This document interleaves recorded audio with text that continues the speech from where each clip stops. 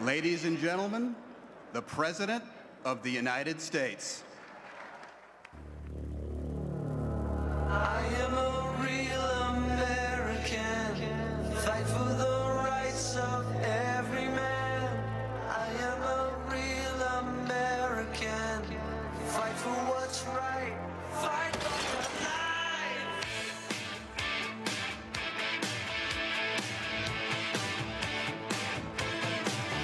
When it comes crashing down and it hurts inside,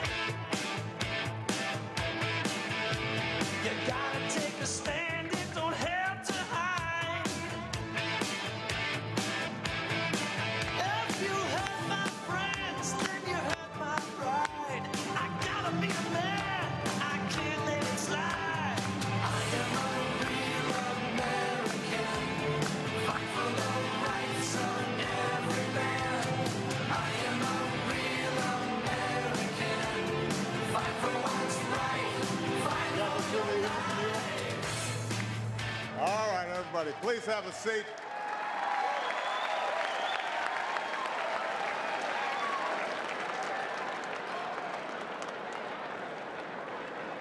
My fellow Americans,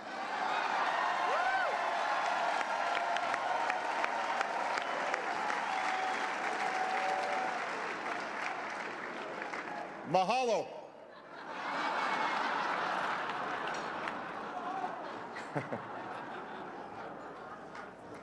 It is wonderful to be here at the White House Correspondents' Dinner. What a week. As some of you heard, the state of Hawaii released my official long-form birth certificate. Hopefully, this puts all doubts to rest. But just in case there are any lingering questions, tonight, I'm prepared to go a step further. Tonight, for the first time, I am releasing my official birth video.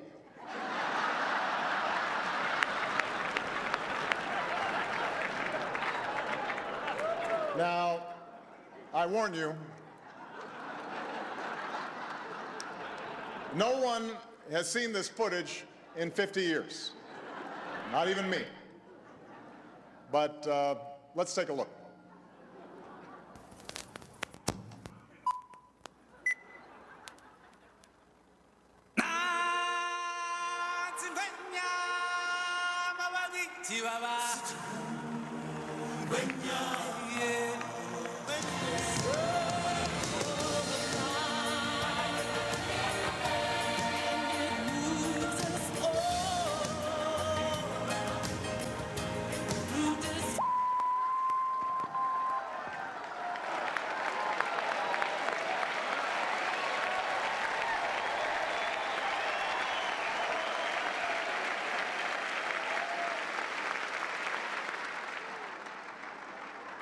Oh well. Back to square one. I want to make clear to the Fox News table, that was a joke. That was not my real birth video. That was a children's cartoon. Call Disney if you don't believe me. They have the original long-form version.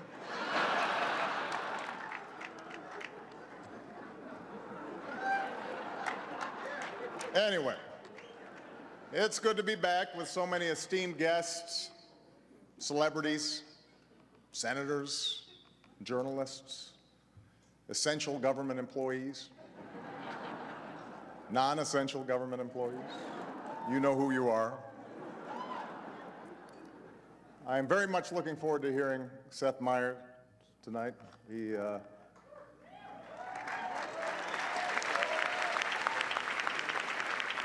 young, fresh face who can do no wrong in the eyes of his fans. Seth, enjoy it while it lasts.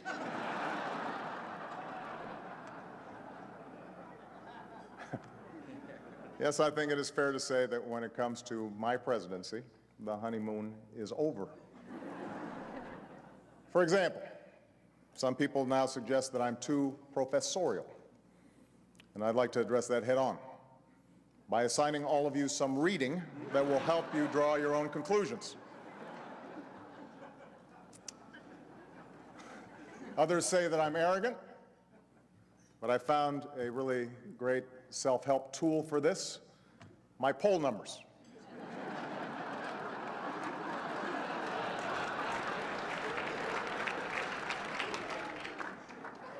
I've even let down my key core constituency, movie stars.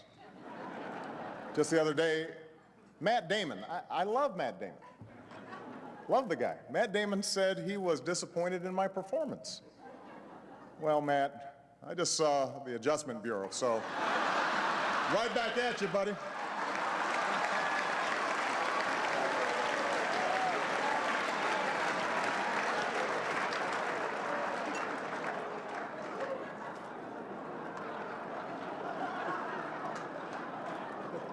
Of course, there's someone who I can always count on for support, my wonderful wife, Michelle.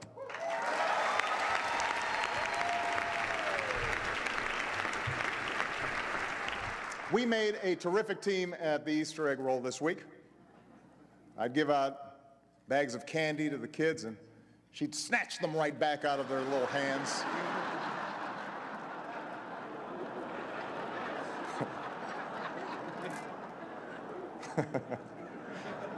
Snatched them. And where's the National Public Radio table? You guys are still here.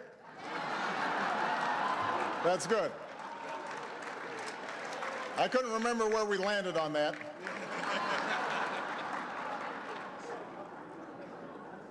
I know you were a little tense when the GOP tried to cut your funding, but personally, I was looking forward to new programming like No Things Considered. Or Wait, Don't Fund Me.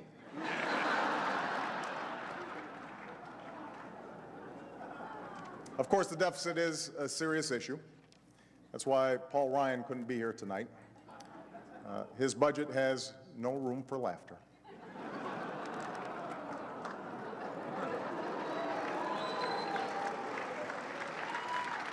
Michelle Bachmann is here, though, I understand, and she is thinking about running for president, which is weird because I hear she was born in Canada.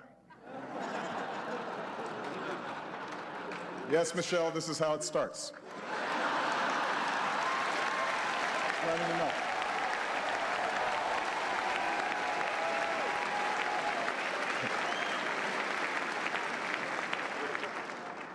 Tim Pawlenty.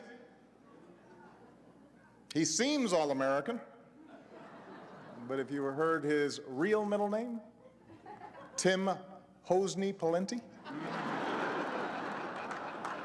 what a shame.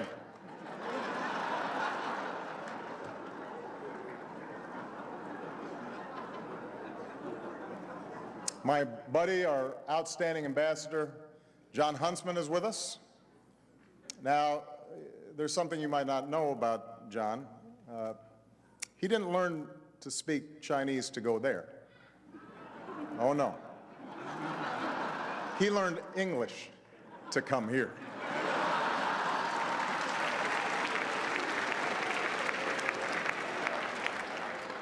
And then there's a vicious rumor floating around that I think could really hurt Mitt Romney.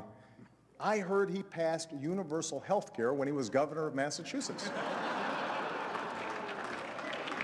Someone should get to the bottom of that.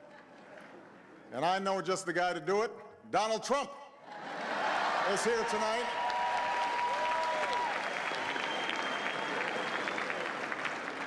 Now, I know that he's taken some flack lately, but no one is happier, no one is prouder to put this birth certificate matter to rest than the Donald. And that's because he can finally get back to focusing on the issues that matter, like Did we fake the moon landing? What really happened in Roswell?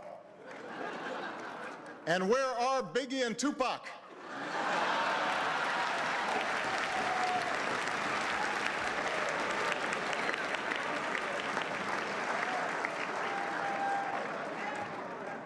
All kidding aside, obviously we all know about your credentials and breadth of experience. For example, no, seriously, just recently in an episode of Celebrity Apprentice at the steakhouse, the men's cooking team did not impress the judges from Omaha Steaks. And there was a lot of blame to go around, but you, Mr. Trump, recognized that the real problem was a lack of leadership. And so ultimately you didn't blame Little John or Meatloaf. You fired Gary Busey. And these are the kind of decisions that would keep me up at night.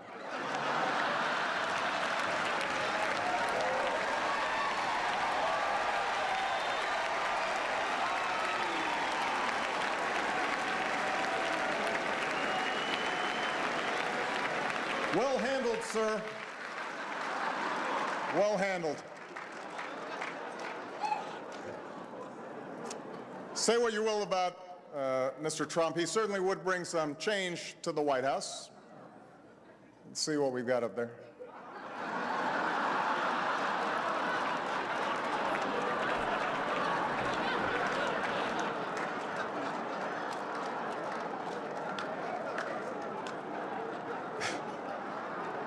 So, yes, this has been quite a year in politics, but also in the movies. Many people, for instance, were inspired by The King's Speech. Wonderful film. Well, some of you may not know this, but there's now a sequel in the works that touches close to home. And because this is a Hollywood crowd, tonight I can offer a sneak peek. So can we show the trailer, please? The following preview was begrudgingly approved for all audiences by the President of the United States. The film advertised has been rated U, unwatchable. The year is 2011, and opposition rises. Congressional Republicans could force the federal government to shut down. And a president must face Republicans are serious about an amendment that would eliminate funding, this is serious business, for the president's teleprompter. his greatest challenge.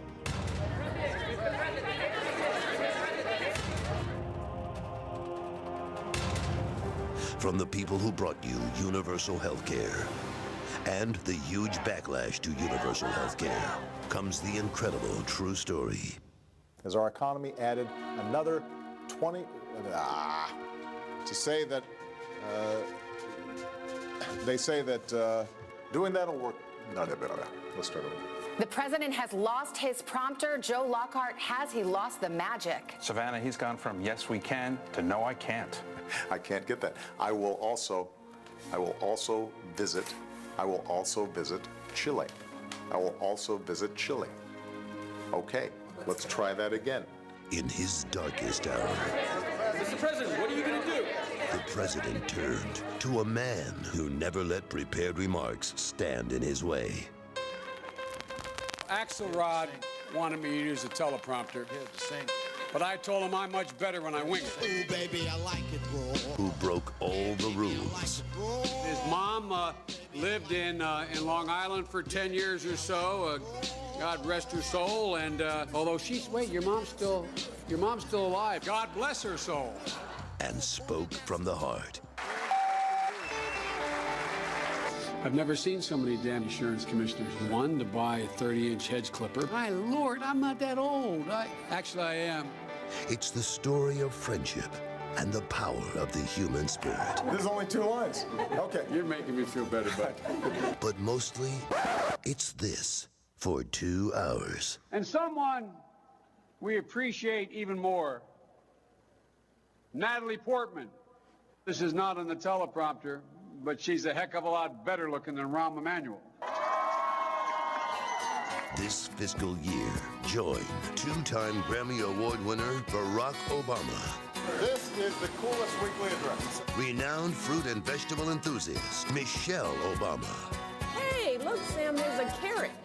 and Amtrak's Passenger of the Year, 3 decades running, Joe Biden. There goes Biden again. As a president loses his teleprompter, but wins the future. The president's speech. My outstanding Vice President Joe Biden is here.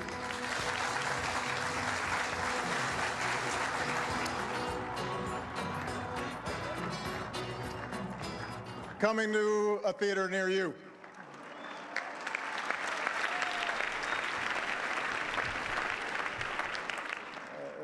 Let me close on a serious note.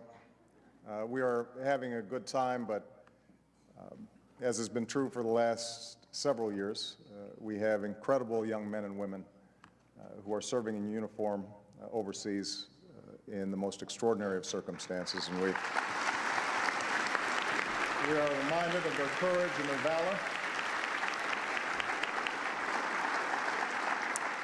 We also need to remember our neighbors in Alabama and across the South that have been devastated by terrible storms from last week. Michelle and I were down there yesterday, and we spent a lot of time with some of the folks who've been affected. The devastation is unimaginable and is heartbreaking, and it's going to be a long road back.